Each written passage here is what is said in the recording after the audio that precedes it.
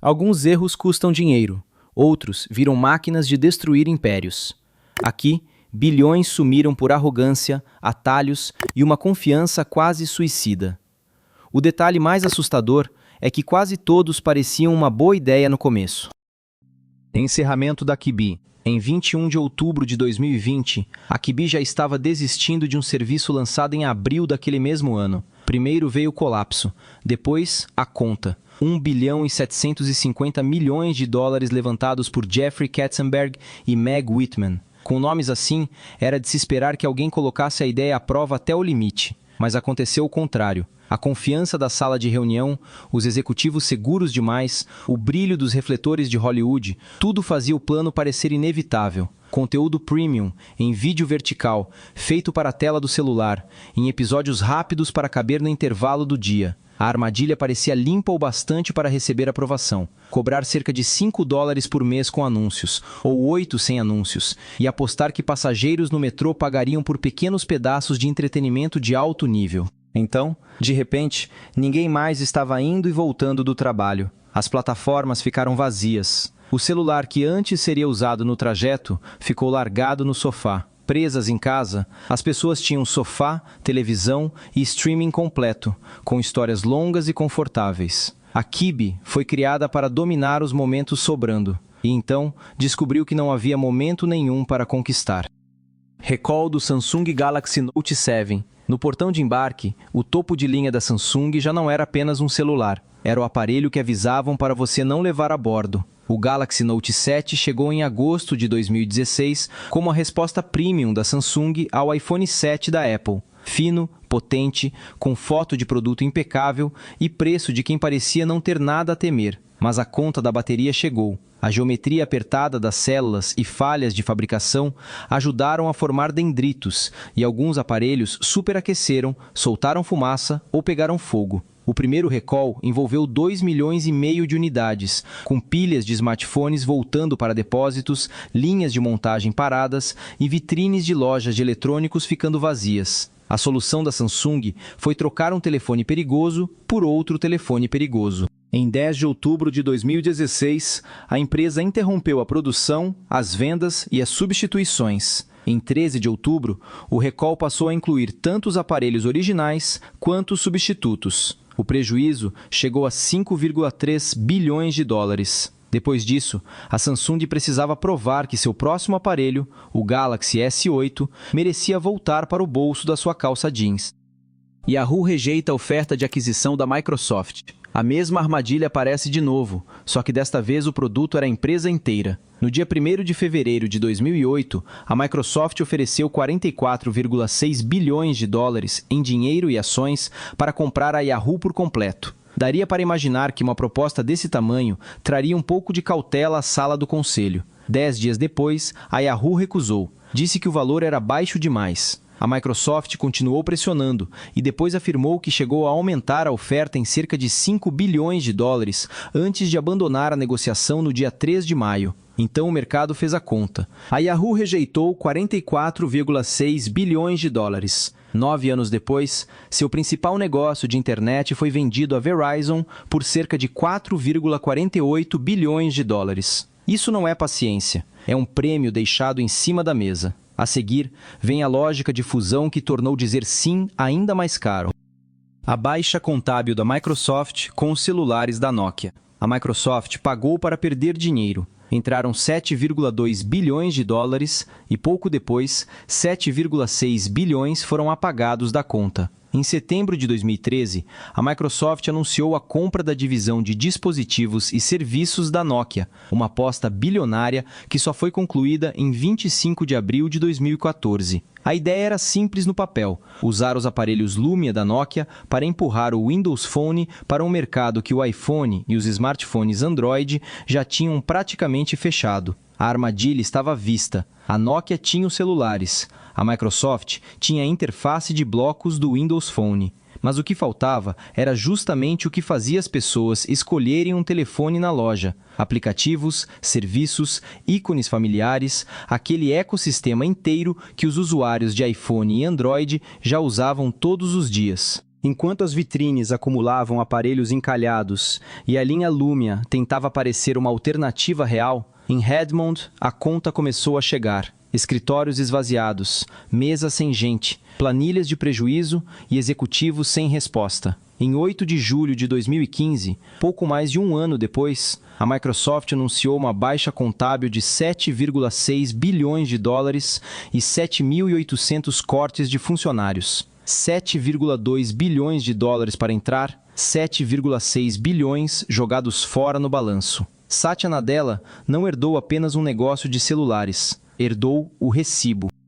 Baixa contábil da aquisição da Autonomy pela HP. Mike Lynch vendeu à HP a promessa da Autonomy, e pior do que herdar uma compra ruim, a HP teve de dizer aos investidores que talvez a própria conta fosse uma ficção. Em 2011, a HP comprou a empresa britânica de software por cerca de 11 bilhões de dólares, tentando empurrar seus negócios para o mercado de software corporativo, onde as margens eram mais altas. A imagem era perfeita: sede em Palo Alto, reuniões tensas no alto escalão, aperto de mão de aquisição, servidores, dados, futuro. Só que o acordo foi fechado, o brilho passou e a HP passou a alegar irregularidades contábeis graves. Em 20 de novembro de 2012, a empresa anunciou uma baixa contábil de 8 bilhões e 800 milhões de dólares ligada à aquisição. Uma perda por impairment de goodwill tão grande que transformou o otimismo da sala de conselho em linguagem de tribunal. Mais tarde, um documento apresentado a uma corte dos Estados Unidos resumiria a compra e a baixa contábil numa matemática dura. A HP achou que tinha comprado crescimento, recebeu uma disputa pública sobre se aquele valor algum dia esteve ali, e o próximo negócio fazia-se quase parecer disciplinado. Fusão da AOL com a Time Warner. Dava para ouvir o chiado da internet discada por baixo dos aplausos. Em 10 de janeiro de 2000, a AOL e a Time Warner anunciaram uma troca de ações de 165 bilhões de dólares, a maior fusão da história dos Estados Unidos até então. O acordo foi concluído em janeiro de 2001, exatamente quando a fantasia das .com começava a desabar. A promessa cabia perfeitamente numa tela de apresentação para executivos. A audiência da AOL na internet, somada aos cabos, revistas, filmes e canais de televisão da Time Warner, abriria caminho para anúncios em várias plataformas e chegaria a 100 milhões de assinantes. Mas a armadilha estava à vista. A AOL usou ações de tecnologia infladas para comprar a velha mídia pouco antes de esse valor ruir. Nas mesas de negociação, os números já escorriam em vermelho. Redações de revistas esvaziavam. Baias corporativas ficavam abandonadas. Nas salas de controle, as telas ainda piscavam, como se nada tivesse mudado. Em 2002, a empresa combinada já tinha perdido cerca de 80% do seu valor de mercado. Depois veio a baixa contábil de 54 bilhões de dólares e um prejuízo anual de 99 bilhões. A sinergia tinha encontrado a aritmética. Sistema de bagagens do Denver International Airport. No primeiro teste público de bagagens em Denver, o futuro não chegou deslizando. Ele rasgou malas, amassou volumes, arremessou bagagens para fora dos carrinhos e travou esteiras diante de todo mundo. Era o sistema que Denver havia prometido a si mesma. Construído pela BAE Automated Systems, com milhares de carrinhos correndo por quilômetros de trilhos, guiados por leitores ópticos, desvios de alta velocidade e equipamentos automáticos de carregamento. A ideia era substituir o velho trabalho com tratores e carrinhos de bagagem e ajudar a inaugurar o aeroporto em outubro de 1993. Mas o Aeroporto Internacional de Denver só abriu em 28 de fevereiro de 1995, cerca de 16 meses atrasado. O custo direto ficou em torno de 560 milhões de dólares. Dá para enxergar a armadilha. A United manteve uma versão parcial funcionando até 2005 e depois desistiu dela. Denver automatizou o problema e então pagou para torná-lo convencional de novo. Falha na segurança contra incêndios do Berlin-Brandenburg Airport. Em 3 de junho de 2012, Berlim descobriu que um aeroporto pode fracassar antes mesmo da primeira chamada de embarque. O BER, erguido em Schönefeld para ser o novo aeroporto da capital depois do início das obras em 2006, estava a poucos dias da inauguração quando o sistema de proteção contra incêndio e extração de fumaça ainda não conseguia fazer o básico. A armadilha estava à vista. O terminal já era preparado. Os balcões de check-in esperavam passageiros. Os portões de embarque pareciam prontos. E toda a máquina de lançamento seguia em movimento. Só que o sistema de segurança era justamente a parte que ninguém podia aprovar na base do otimismo. Então, os problemas continuaram aparecendo. Cabeamento elétrico defeituoso no teto. Portas corta-fogo instaladas de forma errada. Escadas rolantes com falhas e placas que não correspondiam ao prédio que deveriam orientar. Enquanto os guindastes ainda cercavam a obra e salas inteiras pareciam inacabadas, a confiança ia desaparecendo. Rainer Schwartz foi afastado em 2013. Os custos, previstos em cerca de 2 bilhões de euros, subiram para algo entre 6 e 7 bilhões de euros. O BER finalmente abriu em 31 de outubro de 2020, bem no colapso das viagens provocado pela Covid. Uma entrada grandiosa, quase sem plateia. Projeto Trailblazer da NSA. Depois de um aeroporto que nem passava nas próprias inspeções de segurança, a próxima falha tinha credencial de acesso secreto. No fim dos anos 90, o Trailblazer foi apresentado dentro da Agência de Segurança Nacional como um sistema criado por contratados para filtrar e analisar volumes gigantescos de tráfego digital. Em salas de servidores, cabos de rede e centros de operação cheios de monitores, a promessa era transformar informação demais em certeza. Depois de 11 de setembro de 2001, com a fumaça ainda marcando a memória do World Trade Center, o general Michael Hayden acelerou o projeto. No centro do contrato estava a Science Applications International Corporation, conhecida como SAIC, com sede em Reston, na Virgínia. Em teoria, um programa assim deveria comprar confiança, mas William Binney, J. Kirk Wiebe, Ed Loomis, Diane Rourke e Thomas Drake disseram que a NSA deixou de lado o Thin Thread, um protótipo interno mais barato que ainda criptografava dados de cidadãos dos Estados Unidos. O Trailblazer acabou encerrado por volta de 2006, depois que os custos passaram de 1 bilhão e 200 milhões de dólares. A lição é simples: fracasso secreto continua sendo fracasso. Ele só manda conta mais tarde.